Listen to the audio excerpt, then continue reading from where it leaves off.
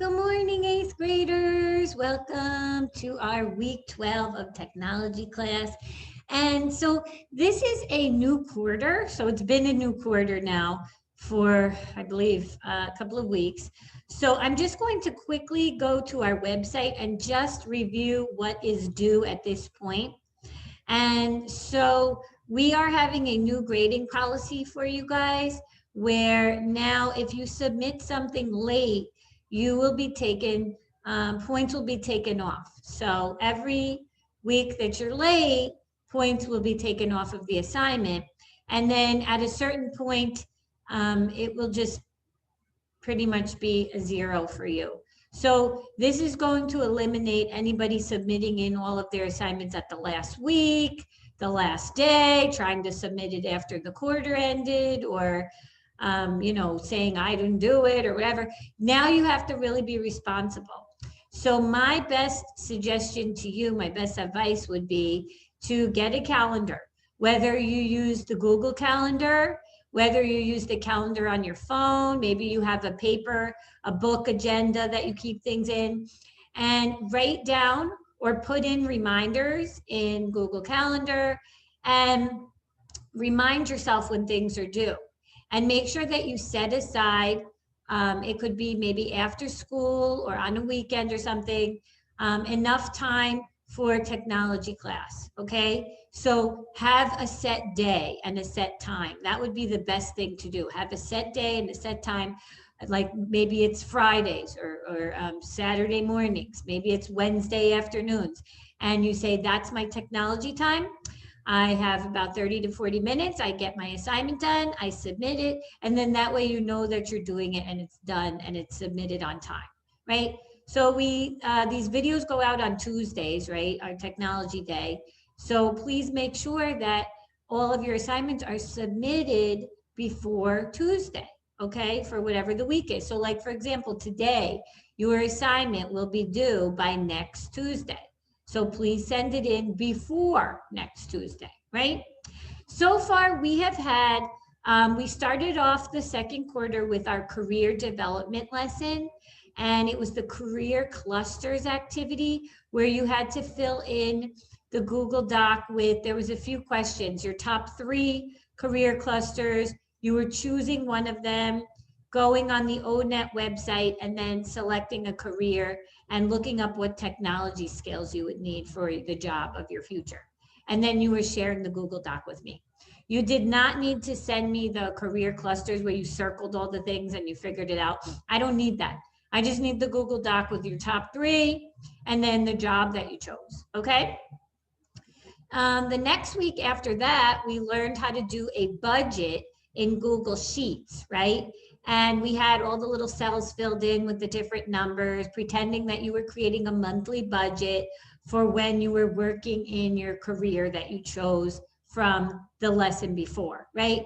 So you had to go and you had to look up how much money you would be making, figure out your expenses, and then calculate your discretionary income, right? So figuring out how much income you're bringing in every month, subtracting out how much expenses, and then figuring out hopefully you have something left over, right? And then you were sharing that Google Sheets with me so I could take a look at it. And then that brings us to last week, which was the Thanksgiving holiday, and you were supposed to type up a prayer for the Heart to Heart School kids in Uganda and share it with me through the Google Docs. So far, those were our 3 assignments from the second quarter. And this week, we are going to be completing one of our second step lessons. So again, these lessons are really just life lessons. They are social emotional lessons. They are problem solving skills lessons. They are digital, balance, healthy media balance lessons. They're lessons for your life, right? Skills that you will need no matter what you're doing, right? At your job, in your home, in your friendships, whatever. You always need these life skills, right? And they help to build your character, right, as a person. So today, our topic that we're going to be learning about is called negotiating and compromising. And this is really important because I feel like we use this a lot and maybe we don't even realize it. when we have a problem with someone or a conflict, an issue, something comes up, do we always just get our way? Like oh, well, I just want it this way and that's how it is. Usually it doesn't work out that way, right? Usually we have to talk it through, go back and forth with the person or multiple people about whatever the issue is, and then come to some sort of agreement, right? So when we are negotiating, we're going back and forth. We're talking about, we're sharing our ideas. Well, I think that the kids should not be able to hand in their assignments and past the due date. And then maybe one of the students says, well, I think we should, because what if we don't understand it? And we're going back and forth, and we're negotiating. And then when we eventually come to a solution that we agree on, we could call that a compromise, right? We go back and forth, and then we compromise and we say, okay, hopefully it's a win-win for both of the people, right, that you're talking to. So gaining these skills can be so important, because especially if I don't know what careers you guys are going to end up in, but some people, your career is negotiating and compromising. If you end up in a sales job where you are selling a product, a service, a lot of the times, guess what? You're going back and forth with your customer. Maybe you're negotiating a price with them. You're negotiating a plan, a payment plan or something, right? If you are going to go into the field of law, you're always negotiating and compromising, right? On whatever it is that you're working on, if you're representing a client or something, right? And so these are skills that you just need, and you need them now, even as a student, right? Because how many times do I get emails from you? Oh, I'm really sorry, this is late. Could you please still accept it? And then maybe we have to go back and forth. Well, I'm going to have to take off some points, but yes, I will take it. And you have to learn, right? It's called being assertive, but it requires you to have a certain level of just understanding of how to go back and forth and come to some sort of agreement. And to also realize that you're never going to just get everything the way that you want it. You have to consider other people's perspectives and their feelings, right? It's not just about your feelings and what's best for you. You have to think about the other person too. So let's just quickly review the action steps. So these are things that can be very helpful when you're solving a problem, you're having an issue with somebody. It's good to step back and look at these steps. So the first one says analyze the situation. So my best advice to you guys is never ever jump to conclusions or make assumptions about a person or a situation. Try to analyze it. That means that you look at it from their perspective, from everybody's perspectives. Try to imagine, use the empathy, think how they're feeling, right? And then you can maybe start to think about what is going on, right? But don't just be like, oh my gosh, they just did that because they don't like me anymore. And I can't even believe it, right? How many times do we just jump to conclusions and make assumptions about people or about different situations that happened, right? Like maybe you got a test back and you studied with your friend and maybe they got like 100 and you got a 60. And then they must have cheated because we studied together. So how did they get that and I didn't get this, right? And you start making up all these assumptions about it and starting to think something about them, right? That's not going to help you. If that's always how your thinking is, then you're not going to really be able to work through things with people because you're always somebody who just makes assumptions and jumps to conclusions, right? You don't really analyze the situation. And so that really isn't good. Okay, brainstorming options. So when you have a problem, it's always good to look at different options. Get at least 3 options that could work, right? Don't just say, oh, well, my idea is the best idea. And so that's what we're going to do. And we're not even going to think about what anybody else wants to do, right? So, oh, hang on one second. Okay, somebody's at the door. Sorry about that. Somebody was at the door. Okay, so we were just talking about, so you want to think about, you want to brainstorm options and then consider each of them. So try to think about how each person would feel. Would it meet whatever their need was or what they wanted to happen? Then decide on an option and then evaluate. Hopefully it works. And then if it doesn't, then figure out another way. So these are pretty much steps that you can use throughout your life to really just help you to be able to solve problems, right? And deal with different things that come your way. And so hopefully it just kind of becomes more natural. Like you're not just standing there saying, oh, let me analyze, brainstorm, right? It's like you're able to just think about it in your mind and say, wait a minute, let me just, before I react without thinking about this, let me just stop for a moment, right? Or if you're feeling super emotional, let me just calm down before I blurt something out or I make an assumption about something, right? So these are just really important skills that I think, are something that you can use every day. Okay, so let's move into the lesson now. So it's one of the little video stories. So let me put it on. Let's see. So we're talking about win-win solutions. And we already talked about the action steps. Last week we talked about handling a grievance, right? And so explaining your own perspective, considering the other person's perspective, being assertive, avoid blaming language, right? Where we're blaming other people, saying, oh, well, it was because they did this or whatever. And maybe it was something that somebody did, but remember, it'll be really hard to solve something if you're just blaming someone.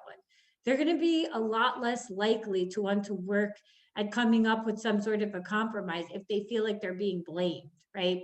So remember to just think about that. Okay, so let me put on the video now that is like it's two parts. So while make sure that you really pay attention because there's some questions here.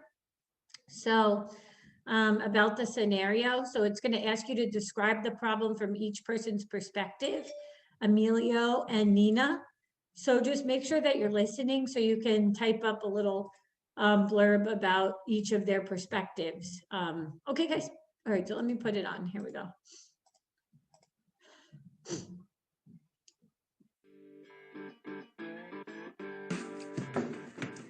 You guys are late. I have to get to work. I am not happy with you two. Where's your brother, Nina? He never came. I had to walk all the way home. That's why I'm late. He forgot to pick you up? Otra vez? Ay, Emilio. Listen, when your brother gets home, you tell him that we need to talk, huh? Sí.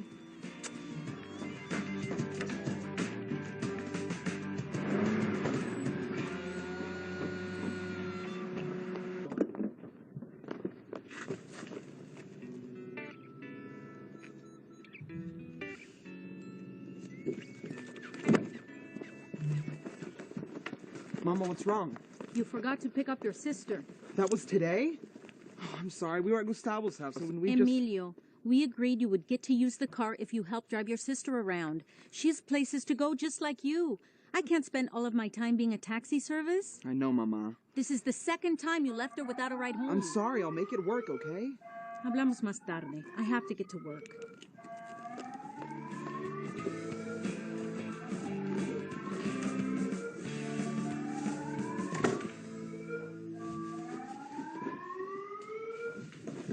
Where were you? I had to walk all the way home. Not now, Nina. I have to get ready. No, what you have to do is give me a ride to soccer practice. You don't practice today. Yes, I do. We have an extra one because of the tournament this weekend. You know, that's not my problem. I don't have time. I'm taking Maria to the movies. You're supposed to drive me to soccer practice. That's the deal. Look, I drove you 2 times this week. Tuesdays and Thursdays. That's when you practice. This is Friday. That doesn't matter. You're supposed to drive me to soccer practice. I'm not your chauffeur, okay? You can miss 1 practice. If I do, the coach won't let me play in the first game of the tournament. So? So you can miss 1 date. With Maria? Are you kidding me? I've been asking her out for months. You're giving me a ride to soccer practice. Think again, hermanita. Okay, so again, these are kind of like little dramas, but again, they are things that can really and really do happen. So their brother and sister, he has his license, so he can drive now, and he's helping out, right? So the mom lets him use the car if he helps out with driving the sister around, right? And so obviously they're having a disagreement about driving her to practice, and he wants to go out with his friend and doesn't really want to take her. And so I'm sure if you can, as you can imagine, this can really turn into a big fight, and can be something very stressful, because if they're not able to agree on something, right, and come to some sort of a compromise. So you could start jotting down here, describing the problem from each person's perspective. So thinking about, well, from Emilio, the brother, how does it seem from him? Like, what's his argument on the whole thing? What does he want to happen? And then with Nina, we're looking at her and we're kind of trying to see from her perspective, what does she want to happen and what's going on? And so you can jot down a few things. So let's take a look now at part 2 and see how they come up with a compromise.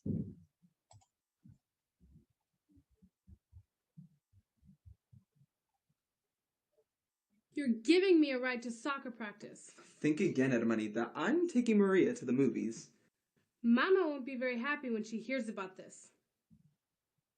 And you won't be driving Maria on very many dates. And you won't be getting very many rides to soccer.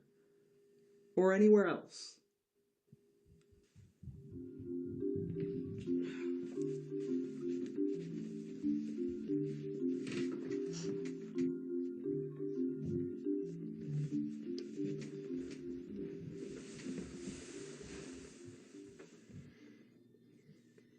Are you sure the coach won't let you play if you just miss one practice? That's the team rule. You have to drive me. You're supposed to drive me. That's not the only way to look at it, Hermanita, eh? Yeah, this practice did just come up. And you do have a date with Maria. So, you want to get to soccer, and I have a date with Maria, but we only have one car and both things are happening at the same time. Yeah. Okay. What could we do?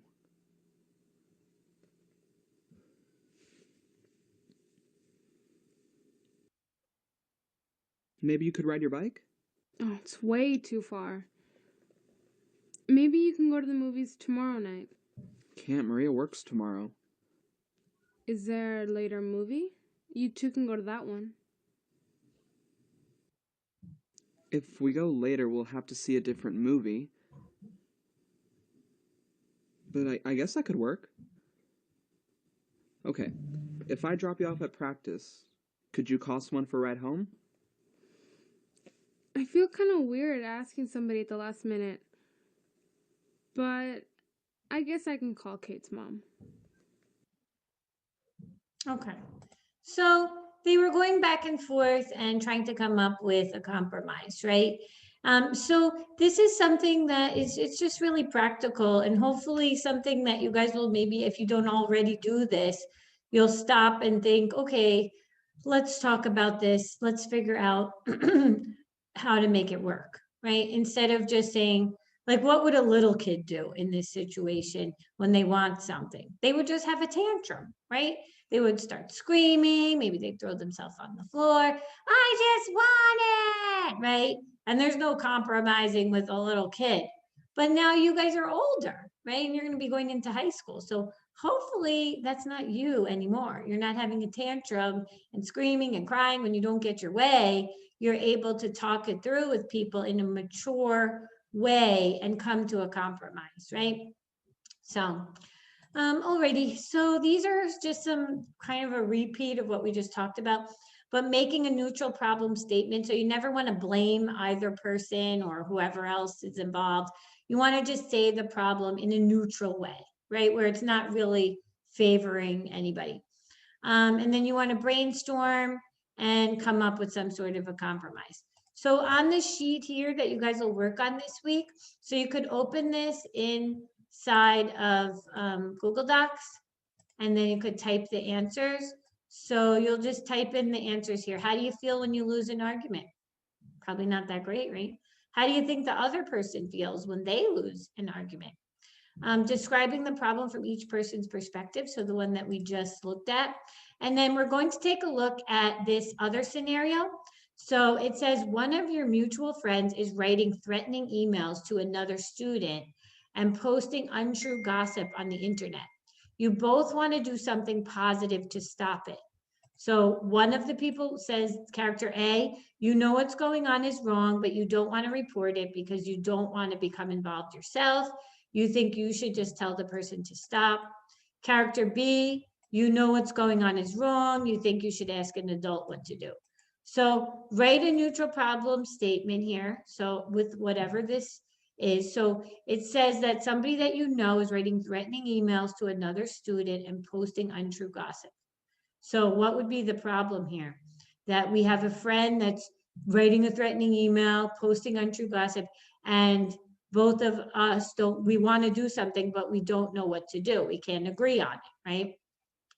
Come up with 3 possible options. So just type 3 possible options and then reach a compromise. So again, you're kind of like using your imagination here. If you were acting this out with somebody, you'd be going back and forth sharing like, well, why do you want to tell an adult? And why don't you want to tell an adult?